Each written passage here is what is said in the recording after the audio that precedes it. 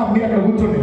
ఎందుకు ఇక ఊరికే ఇప్పుడు ఇద్దరు విద్యార్థి ఉద్యమ నాయకుల్ని, ఇద్దరు ఉద్యమ గాయకుల్ని, ఇద్దరిలో ఒక దయచేసి వచ్చినందుకు ధన్యవాదాలు సీను. దయచేసి ఎవరికైనా గౌరవం దక్కలేదు, గౌరవాన్ని అందించలేకపోయినా మేము అనుకుంటే అది మాకు తెలియక జరిగిన పొరపాటుగా గ్రహించాలని మిమ్మల్ని అందరినీ వేడుకుంటూ తమ్ముడు బైరి నరేష్ అన్నకు శుభాకాంక్షలు తెలియజేయాలని కోరుతున్నాను. జై భీమ్, జై భీమ్, జై ఇన్సాన్. నేను ఉపన్యాసం ఇయ్యాను, నాకు అదే ఉపన్యాసము. సో 30 ఏళ్ళుగా మూఢనమ్మకాల నిర్మూలన ఉద్యమంలో నేను అన్నను చూస్తూ పెరుగుతూ ఉన్నాను. భవిష్యత్తులో కూడా మాటలతో కాకుండా చేతులతో అన్న ఆశయాల మేరకు సమాజ మార్పు కోసం, ప్రత్యామ్నాయ సంస్కృతి కోసం నా జీవితకాలం పాటుపడతానని ఈరోజు నన్ను తెలంగాణ ఉద్యమానికి పరిచయం చేసిన నాగరాజన్న సన్మానం అని నేను ఇక్కడికి రావడం జరిగింది. అన్న పుట్టినరోజు నిజంగా చాలా పండుగగా జరిగిందన్న. చాలామంది పొద్దుగా లేచి గుళ్ళకి పోయి దండం పెట్టి భార్యా పిల్లలతో పొద్దంతా గడిపి పుట్టినరోజు జరుపుకుంటారు. కానీ నిజమైన దేవాలయంలో అన్న పుట్టినరోజు జరుగుతున్నందుకు చాలా సంతోషంగా ఉంది. అందరూ చనిపోయిన తర్వాత గౌరవాన్ని, స్వర్గాన్ని, సుఖాన్ని కోరుకుంటారు. కానీ మన చుట్టూ ఉన్న సమాజం ఎదుర్కొనే కష్టాల్ని పోగొట్టడమే నిజమైన దైవత్వం. దైవత్వం మహిమల్లో ఉండదు, శక్తుల్లో ఉండదు. అన్న కండువ రూపంలో నల్ల చొక్కా ఉంటే ఆ కండువ స్ఫూర్తినే మేము మా ఒంటి కప్పుకొని మా నల్ల చొక్కానే మూఢనమ్మకాల నిర్మూలన సంఘానికి యూనిఫామ్గా ధరిస్తున్నాము. సో ఇప్పుడు సమాజం చాలా ప్రమాదకర స్థితిలో ఉంది. ఒక ప్రధాన సమస్య మీద అన్న పోరాడి సజీవంగా ఉండి ఫలితాలను చూపించిండు. సో అన్నను స్ఫూర్తిగా తీసుకొని ఒక్కొక్క సమస్య మీద ఒక్కొక్క వైతాళికుడు, ఒక్కొక్క స్ఫూర్తి ప్రదాత, ఒక్కొక్క సంఘ సంస్కర్త, ఒక్కొక్క సామాజిక ఉద్యమకారుడు ఉద్భవించడమే అన్నకు నిజమైన పుట్టినరోజు శుభాకాంక్షలు అవుతుంది తప్ప అన్నతో ఫోటో దిగుతానో సన్మానిస్తానో అన్న నాకు తెలుసు అని కాదు. నా స్ఫూర్తితో వీడు ఈ సమాజంలో వాడి పాత్ర పోషించిందని అన్న చేత మనం సన్మానించే స్థాయికి ఎదగాలని కోరుతూ ఈ పండుగలో నన్ను భాగస్వామ్యం చేసినందుకు సురేందర్ అన్నకు, కళాకారులకు కృతజ్ఞతలు తెలియజేస్తూ బీసీల పక్షాన, మూఢనమ్మకాల నిర్మూలన సంఘం పక్షాన, ప్రత్యామ్నాయ సాంస్కృతిక ఉద్యమం పక్షాన అన్నకి మరోసారి పుట్టినరోజు శుభాకాంక్షలు. ధన్యవాదాలు. అన్న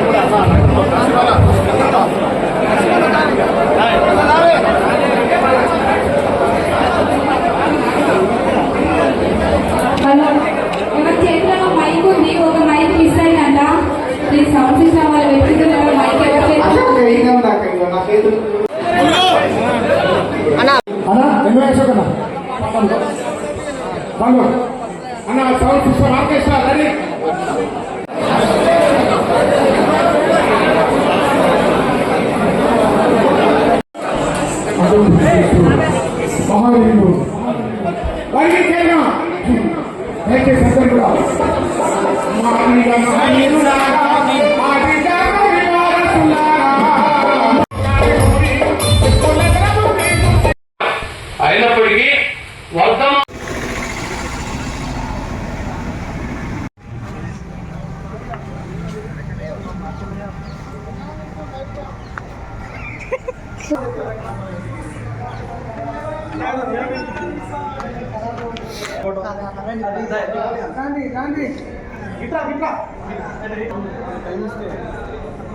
నర్మదా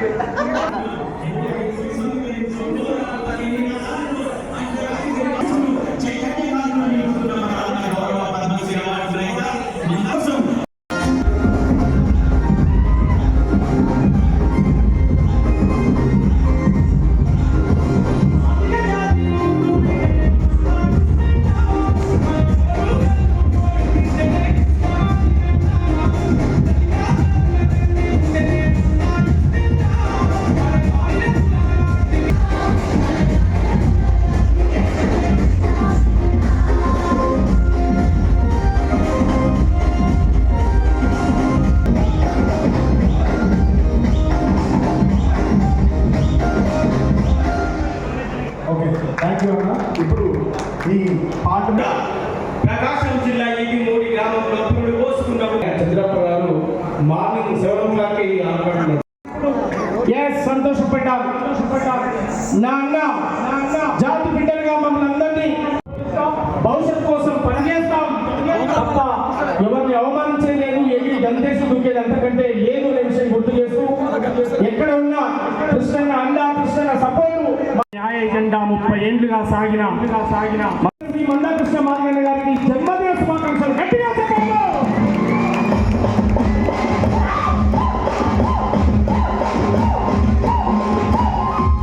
కొంచెం నన్ను చూసుకుంటూనే అన్న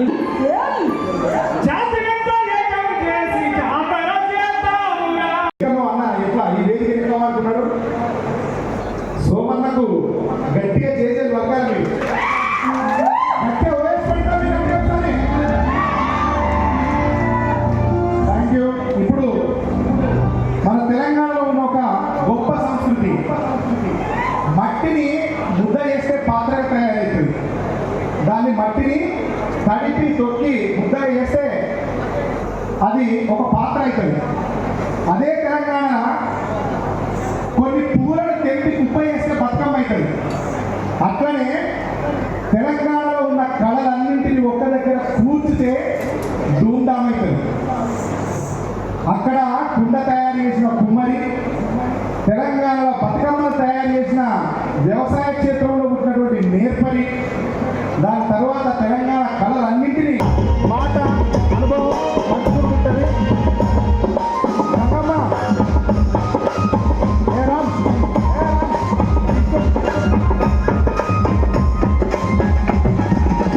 చూడ సక్కని తల్లి చుక్కల్లో నా పిల్లి, నవ్వుల్లో నాగమల్లి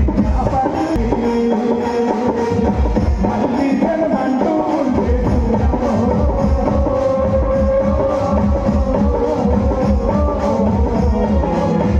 కృషికి వాళ్ళు సృష్టి చేసిన దాన్ని తలుచుకుంటే ఎంత తన్మయత్వం ఉన్నది.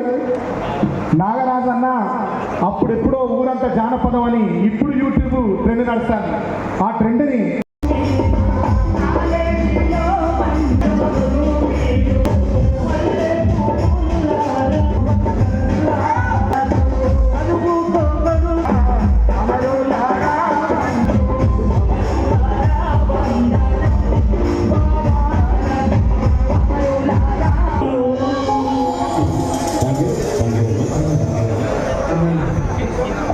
ఈ వేదిక మీద అంజలి లేకపోవడం చాలా బాధాకరమైన విషయం.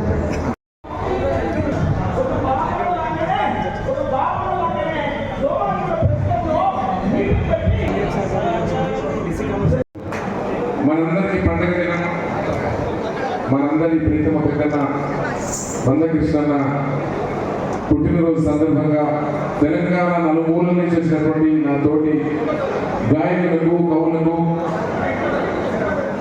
అక్కడ మనస్ఫూర్తిగా నిండు మనసుతోని తెలంగాణలో ఉన్న కవులు, గాయకులు తరలి వచ్చిన విధానం చూస్తే నాకు తెలిసి ఈ గాయకులు, కవులు ఏ నాయకుడిని ఇంత ప్రేమించదన్నా తెలంగాణ ఉద్యమం తర్వాత మిమ్మల్ని మాత్రమే ఇంత గొప్పగా ప్రేమిస్తున్నారని నేను అనుకుంటున్నాను. మరి ముఖ్యంగా నా గురించి చెప్తే మీ అందరికీ తెలుసు, నేను ఏ నాయకుడి దగ్గర 8 గంటలు ఉండను, ఏ పార్టీ మీటింగ్కు నేను వెళ్ళను. మీ అందరికీ తెలిసిన విషయం అది. మందకృష్ణ ఇచ్చిన పిలుపు మేరకే నేను ఆనాడు MRPS ABCD వర్గీకరణలో బాగా రావడం జరిగింది. ఈ రోజు అన్న బర్త్డే సందర్భంగా కూడా రావడం జరిగింది. ఈ సందర్భంగా గుర్తు చేస్తూ ఒక్క మాట ఈ వేదిక మీద ప్రస్తుతం ఈ కేక్ కటింగ్ కార్యక్రమంలో కళాకారులందరికీ అవకాశం ఇవ్వండి ప్లీజ్. తెలియదు వాళ్ళందరినీ వేడుకుంటున్నా, కళాకారులకు మాత్రమే అవకాశం ఇవ్వండి ప్లీజ్. వాళ్ళందరినీ వేడుకుంటున్నా, కళాకారులకు అవకాశం ఇవ్వండి. తర్వాత కళాకారుల తర్వాత ఎందుకంటే మందకృష్ణ గురించి అంత గొప్పగా ఆలోచించి ఈ సంవత్సరం అయితేనే మరొకసారి తెలంగాణ అంతా పురుగుపిన నెమలిలా నాట్యమాడతారని. ఇలాంటి పుట్టినరోజు వేడుకలు 1000 సంవత్సరాలు జరుపుకోవాలని చెప్పి 1000 సంవత్సరాలు ఈ సమాజాన్ని నిరంతరం చైతన్యం చేసే విధంగా అన్న మాట అన్న ప్రయాణం కొనసాగాలని మనస్ఫూర్తిగా కోరుకుంటూ థ్యాంక్ యూ అన్న, జన్మదిన శుభాకాంక్షలు. ఓకే.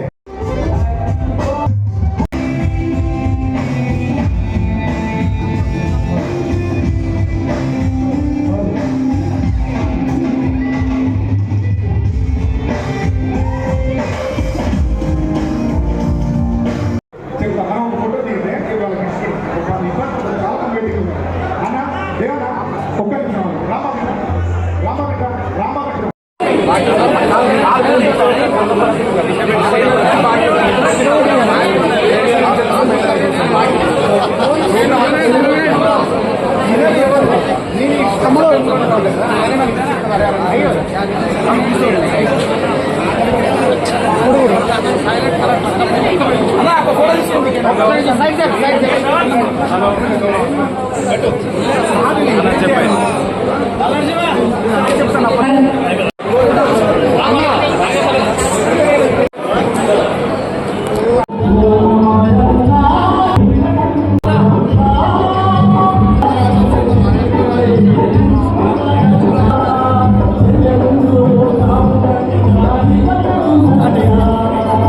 మనతో పాటు మూఢనమ్మకాల నిర్మూలన అలానే ఎంఎన్ఎస్ వ్యవస్థాపక అధ్యక్షులు బైర్ నరేష్ అన్న గారు ఉన్నారు. అయితే గతంలో మనం చూసుకున్నాం బైర్ నరేష్ అన్న పైన అనేక ట్రోల్స్ అయితే జరిగాయి. తర్వాత అదే నమ్మకాలతో అదే సిద్ధాంతాలతో అయితే ముందుకు పోతున్నారు. అనేక మందిని చైతన్యం చేస్తూ అయితే తన యాత్ర అయితే కొనసాగుతూ ఉన్నది. ఒకసారి అన్నతో ముచ్చట వెళ్దాం. అన్న ఎట్లా ఉన్నదన్న, ఎట్లా నడుస్తున్నది, కొత్త సంఘం ఎట్లా ఉన్నది, ఎట్లా ముందుకు పోతుంది? గతంలో అనేక మీటింగ్లలో అయితే చూస్తున్నాము. అప్పటికంటే ఇప్పుడు జనం అయితే పెరుగుతూ వస్తున్నారు. ఎట్లా చైతన్యం, అసలు ఎట్లా దేవుడు లేడని ఎలా నమ్మించగలుగుతున్నారు వాళ్ళని? మళ్ళీ నమ్మించడం అంటే అది కూడా మళ్ళీ మూఢనమ్మకం, అజ్ఞానం అయితే సత్యాన్ని వాళ్ళు తెలుసుకున్నారు. నేను చెప్పడం ఏముండదు, ప్రతి మనిషి పుట్టుకతో శాస్త్రీయంగా ఆలోచించే శక్తి కలిగి ఉంటాడు. పెరుగుతున్న క్రమంలో ప్రతి సందర్భంలో తాను శాస్త్రీయంగా ఆలోచించే అవకాశం ఇస్తూ ఉంటుంది. ఆ సందర్భాల్లో భక్తిపరులు, ఆయా మతాల తల్లిదండ్రులు వాళ్ళ పిల్లల్ని వాళ్ళు పుట్టి పెరిగిన మతానికి, వాళ్ళు నమ్ముతున్న నమ్మకాలకి పిల్లల్ని మలుస్తూ ఉంటారు. కాబట్టి ఆ క్రమంలో పెరుగుతూ వాళ్ళు ఎదుర్కొన్న సమస్యలు, వాళ్ళు చూసిన విషయాలు, అశాస్త్రీయమైన విషయాలే వాళ్ళ మార్పుకు పునాదులు అవుతాయి. ఆ క్రమంలో వాళ్ళ చుట్టూ ఉన్న సమాజం వాళ్ళని వెలివేస్తూ ఉంటుంది. తను వింతగా ఆలోచిస్తున్నాడు, కొత్తగా ఆలోచిస్తున్నాడు, అందరితో పాటు నలుగురితో నారాయణ, కులంతో గోవింద అనకుండా వీడు ప్రశ్నిస్తున్నాడు. అంటే ప్రశ్నించే, ఆలోచించే స్వభావం మా వైపు నడిపిస్తున్నాడు. కొంతమంది మా వైపు నడిచినా నేరుగా నేను దేవుణ్ణి నమ్మని వ్యక్తిని అని చెప్పుకోవడం ఇష్టం లేక కొంతమంది హేతువాదులుగా, మానవవాదులుగా, మానవతావాదులుగా, విజ్ఞాన ప్రచారకులుగా, సైన్స్ ప్రచారకులుగా, వాస్తవికవాదులుగా, ఎన్నో హేతువాదులుగా ఉంటారు. ఇంకా కొంతమంది అరే వీళ్ళు ఉన్నారు కదా, నాకు కూడా దేవుడు లేడనిపిస్తుంది అని మాకు కనెక్ట్ అవుతూ ఉంటారు. తర్వాత దేవుడు రిలేటెడ్గా, మతాలు కులాలు రిలేటెడ్గా, మానవత్వం వెంట కలిసి సంఘటనలు వస్తూ ఉన్నప్పుడు మేము వాటిని సేకరిస్తూ వివరిస్తూ ఉంటాం. అశాస్త్రీయమైన ఘటనలు జరిగినప్పుడు శాస్త్రీయ వివరణలతో కూడిన విషయాలను అందిస్తూ ఉంటాం. ఎంతోమంది రాసిన రచనలు, చేసిన ప్రయోగాలు, ఇచ్చిన సాహిత్యాన్ని వాళ్ళకు అందుబాటులోకి తేవడం ద్వారా వాళ్ళు తీసుకున్న నిర్ణయం, వాళ్ళకున్న అభిప్రాయాన్ని బలోపేతం చేయడానికి మార్గదర్శకంగా మనం ఉంటూ ఉంటాం. ఆ క్రమంలో వాళ్ళు కనెక్ట్ అవుతూ ఉంటారు. వాళ్ళ చుట్టూ ఉన్న ప్రజలు వాళ్ళని ఎంతగా ఇబ్బంది పెడితే వాళ్ళు మాకు అంత దగ్గర అవుతూ ఉంటారు. అరే వీడు పిచ్చోడు రా, వీడు నాసికుడు రా, అరే వీడు దేవుని నమ్మడు రా, అరే వీడు వింత మనిషి ఉన్నారా, వీళ్ళంటూ ఎవడు ఉండరు రా, నేను ఒక్కనే ఉన్నారా ఇలాంటివి అని అన్నప్పుడు నేను ఒక్కనే ఉన్నా, నేను పిచ్చోని, నేను వాస్తవికంగా ఆలోచిస్తున్నా కదా, దేవుడు లేడనేది నిజమే కదా, ఉంటే గుడిలో విగ్రహం ఎందుకు దొంగతనం చేస్తారు, పాస్టర్ ఎందుకు అమ్మాయిని అత్యాచారం చేసి వెళ్ళిపోతాడు, ఈ ముస్లిం సోదరుడు ఎందుకు నెమలికలు పట్టుకొని దయ్యాన్ని ఎందుకు తూలుస్తున్నాడు. ఆయా మతాల్లో వాళ్ళు చేసే పిచ్చి చేష్టలు లేదా అశాస్త్రీయ విషయాలు, అక్కడ జరిగే విషయాలన్నీ వాళ్ళని ఆలోచింపజేసి మా వైపు నడిపిస్తుంది. అలా మా వైపు నడిచిన వాళ్ళందరూ మేము ఒక్కటిగా ఉండి ఒకరి ఆలోచనలు ఒకరు గౌరవించుకుంటూ నిర్మాణాత్మక పాత్ర పోషిస్తూ మరింత సున్నితమైన భాషతో మరింత జాగ్రత్తగా జరిగిన విభాగాల గురించి లెసన్స్ నేర్చుకొని మెజారిటీ ప్రజలు భక్తులు, మెజారిటీ ప్రజలు నమ్మకస్తులు. కాబట్టి అందులో ఉన్న అజ్ఞానాన్ని పోగొట్టాలంటే మెజారిటీ ప్రజలని ఆలోచింపజేయాలి. ఆలోచింపజేయాలంటే మేము ఏమేమి వ్యూహాలు వేయాలో అని చేస్తూ ఉన్నాం. మనం చూసుకున్నట్లయితే ఏదైతే గతంలో అనేక దాడులు అయితే జరిగినటువంటి పరిస్థితులు మనం చూసాం. అయితే ఆ తర్వాత బైర్ నరేష్ భయపడ్డాడు, మొత్తం కనపడట్లేదు అనే విధంగా కూడా కొంత ట్రోల్స్ అయితే జరిగాయి. మనం చూసుకున్నట్లయితే ఇంకా ఆర్ఎస్ఎస్కి సంబంధించి అలానే బీజేపీకి సంబంధించి కొంత హిందూ సంస్థలు ఏదైతే ఉన్నాయో వరుస దాడులు అయితే చేసినటువంటి సందర్భాలు మనం చూసాం. అలాంటి సమయంలో అసలు మొత్తం భయపడ్డాడు అన్నప్పుడు మీరు ఎట్లా ఫీల్ అయినారన్నా? అసలు భయపడ్డారా మొత్తం? అంటే ఈ విషయాల నుంచి మొత్తం తప్పుదో ఏదైతే ఉందో భయపడి దూరం ఉన్నారనుకోవచ్చా? ఒకటి బైరి నరేష్ భయపడ్డాడు అంటే సమాజమే నవ్వుతుంది. నేను సత్యానికి భయపడతాను, నిజానికి భయపడతాను, చట్టాన్ని ఉల్లంఘించినప్పుడు భయపడతాను, పొరపాటు చేసినప్పుడు భయపడతాను. కాబట్టి ఇప్పటివరకైతే భయపడే అవకాశం సందర్భం రాలేదు, ఆ అవసరం కూడా నాకు రాలేదు. రెండవది, ఒకవేళ నేను భయపడ్డాను అనడం ద్వారా మతస్థులు సంతోషపడాలని అనుకుంటే వాళ్ళ సంతోషానికి కారణమైన అనుకుంటున్నాను. ఇక ట్రోలింగ్స్ అంటారా, పండ్లు ఉన్న చెట్టుకే రాళ్ళ దెబ్బలు. ఏ పండు లేని చెట్టు కాడికి ఒక రాయి దెబ్బలో తాగదు. ఏ పని చేయకుండా హాయిగో ఇంట్లో పనులను ఎవరు తెచ్చడం, ఎవడు వ్యతిరేకించడం, అభిప్రాయాలు సూటిగా చెప్పకుండా, సమాజంలో వాళ్ళ బాధ్యతలు వాళ్ళ కర్తవ్యాలు వాళ్ళు నిర్వర్తించకుండా, కర్ర విరగకుండా, పాము చావకుండా, ఎవరికి నొప్పియకుండా, ఏం మాట్లాడకుండా ఇంట్లో వంటి వాళ్ళు ఎవడు విమర్శించారు. అలా బతికే హక్కు కూడా రాజ్యాంగం ఇచ్చింది. సో కొంతమంది గొంతు విప్పకుండా ఉంటారు, అది వాళ్ళ ఇష్టం. కాబట్టి గొంతు విప్పుతున్నప్పుడే ఎస్ సమాజానికి ఎదురెడుతున్నాము, మనం భిన్నంగా వెళ్తున్నాము, ఈ క్రమంలో ఆటుపోట్లు గాయాలు ఉంటాయని తెలుసు. సత్యం తెలుసుకున్న వాళ్ళు మనతో కనెక్ట్ అవుతున్నారు. ఆ కనెక్ట్ అవ్వడం, ఇదంతా పెరగడం నా వల్ల అనే అహంకారం నాకు లేదు. ఎక్కడికక్కడ ఎంతోమంది వాళ్ళ స్థాయిలో ఈ ఆలోచనతో పనిచేస్తూనే ఉన్నారు. ఆ క్రమంలో నేను సోషల్ మీడియాలో అందుబాటులో ఉండడం, నా ఒరిజినల్ ఫోన్ నెంబర్ అందరికీ ఇవ్వడం, ఎవరైనా నాతో తొందరగా యాక్సెస్ అవ్వడానికి అవకాశం ఇవ్వడం వల్ల బాగా జరుగుతుంది. అలాగే మాతో కలిసి వచ్చే మిత్రులు, సభ్యులు, నాయకులు, వివిధ జిల్లాల్లో బాధ్యతలు తీసుకున్న వాళ్ళు అక్కడ వాళ్ళ జిల్లాల్లో కార్యక్రమాలు చేయడం, సంఘటన జరిగితే వాళ్ళు బాధ్యత ఊరికి వెళ్ళి ఫ్యాక్ట్ ఫైండింగ్ చేయడం, బాధితుల గొంతు వినిపించడం, అక్కడ అధికారులను కల్పించడం వల్ల మేము అనుకున్నంతగా చేయగలుగుతున్నాం. అయితే మనం చూసుకున్నట్లయితే ప్రజల్లో ఒక నమ్మకం అయితే బాగా పడిపోయింది వాళ్ళలో.